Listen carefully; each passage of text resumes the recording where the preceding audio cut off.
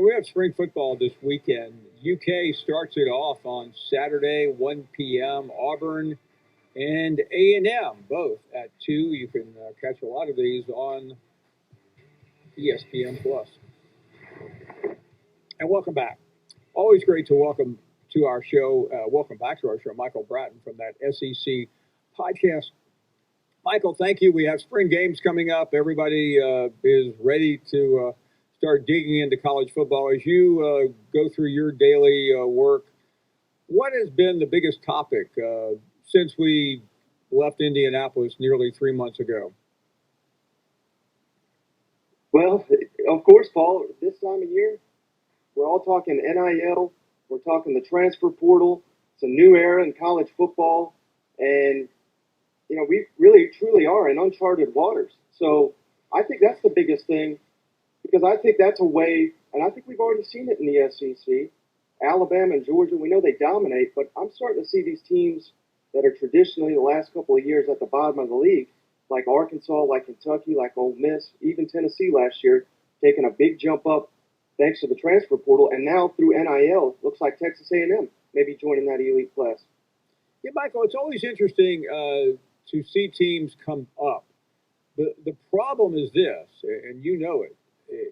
Even if you move up to the middle, you still have Alabama, Georgia, in this case A&M, and others ahead of you, so it makes it more difficult to really make significant inroads. Moving A&M to the side, we'll get back to them in a minute. Of those other schools that you've mentioned, who do you think has the most traction right now? Well, you got to love what you're seeing from Tennessee and Josh Heupel and all the hype around Tennessee. Now, I'm a Tennessee grad, as I know you are, Paul, and we have to do this every 3 years, so it may just be more smoke and mirrors. But when you just, I know it's so hard to, we all have a short-term memory, but 2 years ago, Tennessee was unwatchable with Jeremy Pruitt, everything they had on that side of the ball. You insert Josh Heupel, you insert a capable quarterback that nobody was talking about this time of year.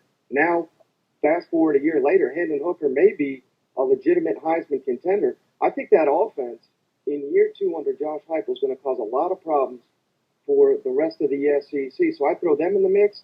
And the team that is just criminally underrated year after year, the Arkansas Razorbacks under Sam Pittman, I think KJ Jefferson may be the second best quarterback in the SEC. So I would throw Arkansas in that mix as well, despite the fact that they have to go through a gauntlet as always. Speaking of quarterbacks, most people have just anointed Stetson Bennett as the starter, and that's understandable. We all know that story. We don't need to relive it. But we're hearing a lot of conversation out of Athens about Carson Beck and others. What's your sense of the Georgia situation? Yeah, it's pretty interesting, Paul, because I thought this was all behind us. I thought Stetson Bennett coming back, we were riding with the mailman, and he's going to be our guy. And then all of a sudden, spring comes around, and he's not taking reps with the first-team offense. Now, they just had a spring scrimmage, and he took all the reps with the first-string offense right out the gate. So what does that tell you? And this time last year, Stetson Bennett was taking reps with the fourth string. So this may be a case where they're just trying to get Beck and Vandergrift and maybe even the true freshman Gunnar Stockton some more reps that they won't be able to give them in the fall. But I just think this is fascinating, and this may be Kirby just letting Stetson know that, we are continually going to push you. We're continually going to have – I don't know that they're doubting them inside that room, but they want that perception out there because Stetson Bennett's got to be the key to this thing next year with half that defense off to the NFL. Michael, let's get to the NIL conversation, and it just seems like true or false, A&M is now the bad guy. Everybody else is, we should feel sorry for, including Nick Saban at Alabama. It just doesn't seem fair. I'm giving you the narrative, of course, not the reality. But how much of this is reality, and your take on what Jimbo Fisher has done and how he has done it? Well, I absolutely love it, Paul, and I love that Kiffin's out here calling Jimbo out because, from my understanding, he's been described to me as a lazy high school recruiter. So, of course, he's going to be calling out Texas A&M that, of course, Jimbo had, he was so upset that all these allegations were out there. Jimbo and his staff worked incredibly hard at recruiting. But let's not kid ourselves. The best class in the recruiting era was built on NIL, and now we're seeing other programs take advantage of it. And I'm wondering, because we're already seeing Kirby and Nick Saban, like you said, come out here and kind of, they want regulations. I wonder why. It's because they've been dominating the recruiting landscape. And I wonder if this, we certainly know the passion of Alabama and Georgia fan bases, but do they want a championship more than Texas A&M, which hasn't had one since the 50s? Do they want a championship more than Tennessee, which hasn't won the SEC since 1998? I would fathom to say the answer is no. So I love the fact that NIL may be an opportunity for these teams that have all the pieces in place but just haven't been able to do it. Maybe give them a leg up on an Alabama and a Georgia who otherwise are poised to dominate the SEC for years to come. Well, everyone knows the model at Alabama, Michael, that Nick Saban has built in a junior NFL franchise, and if you want to play in the league, you go to Alabama. Georgia has modeled its program after that, as others. But how much has this paradigm changed, and are we ever going back to where we were now that NIL has arrived, as well as the portal?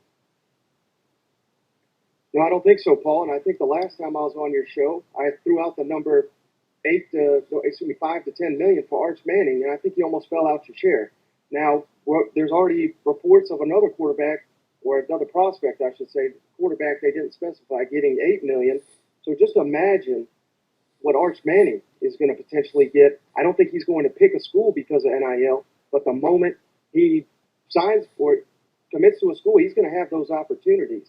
So, this is the first wave of a long wave, and I'm not saying that every five-star quarterback is going to get $20 million, but I think Arch Manning, you put the figure next to it, is going to be worth it if he lives up to the hype.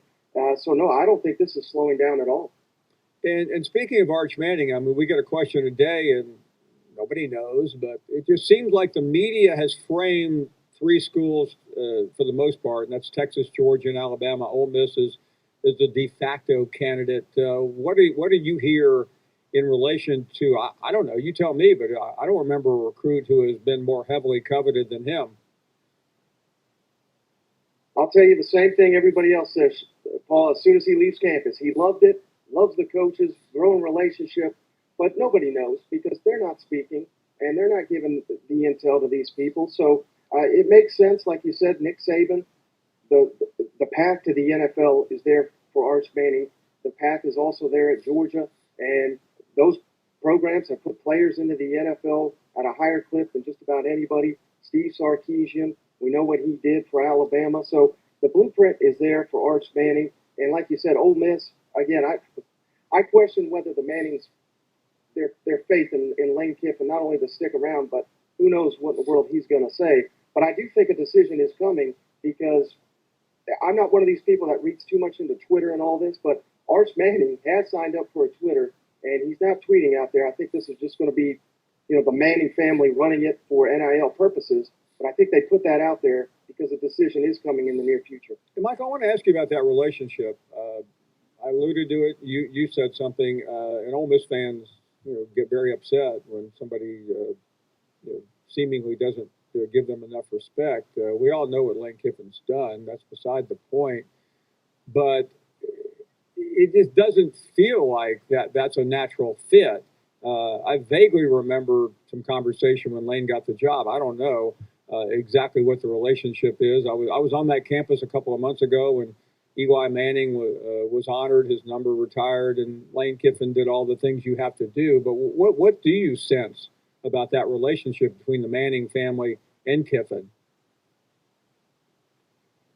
Well, Peyton obviously knows it well from Kiffin's brief time there on Rocky Top. But I get the feeling. I don't know about you, Paul, but with the LSU job was open. There was rumblings that Kiffin was interested. I have no idea. I don't think LSU was interested at all. But had they made that offer to Kiffin, I think naturally he would have jumped at it. So, this is just where we are. So I think Ole Miss fans should cherish the Lane Kiffin era because he's knocking it out of the park. And I'm truly fascinated by his ability to go out there and dominate the transfer portal, unlike basically anybody in the country. And I think that's what you got to do because you're not going to recruit to the level of Alabama and A&M when it comes to high school prospects. So this is a fascinating experience here in Oxford, but I just don't think that the Manning family wants to put their trust in Lane Kiffin, in the Ole Miss Rebels. And I wonder, now this is just me speculating, but we all know Archie Manning, when he went to the New Orleans Saints, he got beat up his entire career, and it just never materialized. I don't think they want that for Arch. I think they want him at a premier spot where he can capitalize on NAL, where he can win national championships, where he can win Heisman trophies potentially. And I just don't know if Ole Miss is the best spot to have that come to fruition. Michael Bratton from That SEC podcast. Great stuff, Michael. Really appreciate you coming by. Always must see and must hear. We are coming up on the break here. More of your phone calls, your reaction to what Michael had to say there. Other guests will join us. We'll get to the Alabama version of all that in about 45 minutes. Your phone call is right around the corner.